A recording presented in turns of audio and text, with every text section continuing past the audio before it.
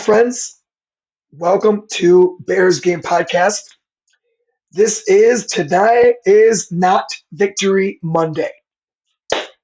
And what we're going to do is we're going to show you a little comparison. We seem to have a fan base here that will not let go this Justin Fields versus Caleb Williams thing. So I thought I'd take a little hop over here on Google and school a few people. So we'll start right here. Career stats. Right now, these two young men have very similar stats. Not that great because of the same reason I keep telling everyone. There's no reason for this fan base to be divided between Justin Fields, who no longer plays for this team. He's gone, it's over. And now our current problem, which is Caleb Williams, who is struggling and regressing rapidly. Rapidly. And I'm going to defend both. I'm going to be right in the middle because always there's the truth, always lies in the middle, my friends. That's where life is. So we're going to take a little jump over here to see some wins and losses. First, we're going to show you Justin Fields. Let's start from the bottom with the Titans. This game here, he scored no touchdowns. He had a 55 passer rating. Completion percentage was terrible, 48.3 yards. He only pulled off 93 yards. They won that game. The Texans, they lost. Look at this right here. Look at these numbers, friends. These three games, this was a win, deceiving. Do you see these numbers here? Not good. Not good. Look at these numbers right here. 63. Look here. Now, the win streak begins against a decent team who had a lot of injuries. He only jumped up to 73. Passer rating 106. Versus the Panthers, he was, now on completions, he was more accurate in this game against a worse team. Percentage, 69%. Passer rating, 126. He got a lot of yards. There's a division thing going on here. Completions, you can see why the rating is high. He got lots of yards. Do you see where the rating is a little bit lower? He only got 157 yards right here. Do you see this right here? 157. 73 passer rating. Do you see how these numbers all jive? Do you see? 1 touchdown, 2 touchdowns. This is why these numbers happen. Okay? Jaguars. He did better. Completion percentage, 79%. Not bad. 226 yards, 4 touchdowns, 1 interceptions, 124. Do you see this little number difference right here? It's because of the interception brings that passer rating down. Now, friends, is where the paying attention part comes in. Look at this passer rating. The worst it's been the entire, look at this here, the entire first few games. Look at why is he regressing? Why? He wasn't injured. 41% completion. Look at that passer rating. Look how many yards he got. This is terrible. Loss. 53% completion. He got yards because that's by default. He had to keep throwing. Look at the passer rating. Look at the completion. Look at the rating. Do you see a similarity here? The losses. The losses. The wins against bad teams. Bad, bad, bad, bad. Those are the teams we've won. 1, 2, 3, 4. That's it. Mediocre teams. Mediocre to better. Loss, loss, loss, loss, loss. And there will be many more, my friends. Now let's look over to the Fields here. This year, he's doing much better than Caleb Williams by far. By far. Now you have first game, win. 156 yards, 117. Not too much touchdowns. This is the issue here. Touchdowns were limited, which is why no one is defending that Justin Fields is a better quarterback. No. He's doing better because why? Look at the completion. Isn't that great? Yards are okay over here, not that great. Now, what do we have in the regular season so far? Regular season yards are much better with Caleb Williams. He only because Caleb, look at this. How much? Look at this number. It pads up his yards. He was asked to throw the ball 52 times, 363 yards, 2 interceptions, 2 touchdowns. They lost that game. So the numbers, my friends, you have to do a little investigation to see why this number's higher than Justin Fields. Okay? And now, also, not the greatest teams. Decent Falcons are a decent team. Mediocre team, not so great.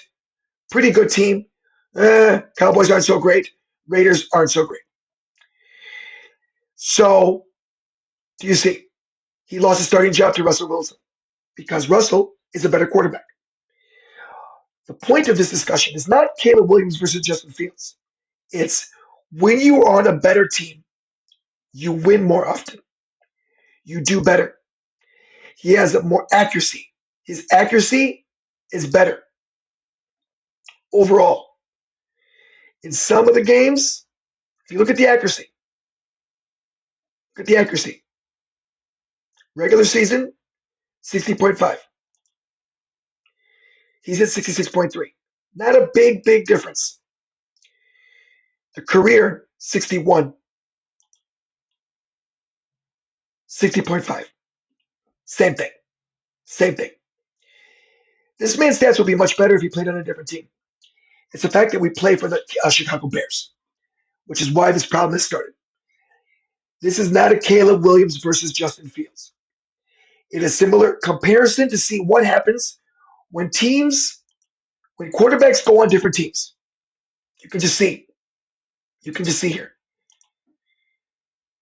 The passer rating isn't great, but it's a better record. He has a better record. Justin Fields lost twice, won 4 times. Now Russell Williams had to step in, and he has, I believe he's on a win streak because the team is better. The team is the issue. It's not about the quarterbacks, but you can see a glaring thing here with the losses. You can't undeny this. This is bad right here. Regression. Because the team around him is terrible. Friends, you don't want to look at the stats for this game yesterday. It's rough. It's really rough. This coach needs to go. The head coach, the offensive coordinator, Shane Waldron, will be fired probably tonight or tomorrow, this week. He's gone. What they're doing right now is just playing games with our emotions. Not mine, but they're trying to play games with with the fans' emotions and delay the firing of Shane Waldron. He's gone. There is no place in history, in logic history, that this man stays on this team. Shane Waldron. He's toast. The head coach will be gone next year. And I'll tell you why. Because the Bears were beaten by a terrible team last night, the Patriots. The Bears scored 3 points. Look at that. One kick. Oh, I was wrong. I guess I might have written down that the Bears haven't scored a first half point in 2 games. I was wrong. They scored a field goal and scored nothing in the first half. I mean, just look at this, friends. Look at this team, the Patriots. And look at what they've been dealing with. Let's start where the Patriots began. They won a game. They lost. They lost. They lost. They lost. They lost. They lost. Jets, they won. Because the Patriots are, I think they're having a sort of a resurrection and they beat the Jets. But the Jets, this is a battle of the bads. This game right here is a battle of the bads. Jets versus Patriots. They're both bad teams. So the Patriots beating the Jets is no huge feat. But it did give you a clue. Because something said that if I said it, if this team could beat the Jets, this team could beat the Bears. We are absolutely worse than the Jets. Oh, by far. We're terrible. The record looks better. Ours, but we're a worse organization. We're a worse team. Overall, we're a worse team.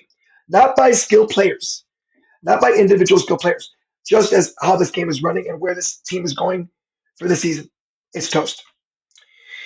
So then we have the Chicago Bears. It's Packer week, my friends. It's Packer week, and the Green Bay Packers are going to be in Chicago this Sunday at noon, November 17th. We will lose this game. Don't even get any ideas. Don't get any ideas. This is not a hope crushing channel. This is realistic analysis. If you want the truth, you found the right place. If you want fluff and hope and rainbows and cotton candy, there is plenty of channels for that. Here, you get nothing but the truth. And if I'm wrong, tell me in the comments. Let me know. Tell me I'm wrong. Please, please speak your mind in the comments. I'd love to hear what you have to say. The Vikings, it'll be a loss. The Lions, don't get me started. Loss. The 49ers on the road. Bears visiting San Francisco. Loss. The Vikings in Minnesota. Loss. The Lions will come here. They'll destroy us. The Seahawks, by this point, I give no hope. By then, by these losses here, by all these 6 losses right here in a row, these 6 in a row, okay? Put your money on it. 6 in a row. This game, the 26th, we're in Chicago. There could be an upset. I will probably predict the Seahawks to win, but there could be an upset. And Bears in Lambeau Field? Are you folks kidding me? With this team and these coaches? Nah. Unless we fire the coach, the offensive coordinator, how's this going to happen in 8 weeks? Hire an offensive coordinator, get a new head coach, get a new defensive coordinator because Eberflus can't do both jobs. He's doing both jobs at once, and he sucks at both. For the most part, he's a above average defensive coordinator. Head coach, horrendous. This will be a loss. We're talking 1, 2, 3, 4, 5, 6, 7, 8. We're talking 8 losses in a row right here.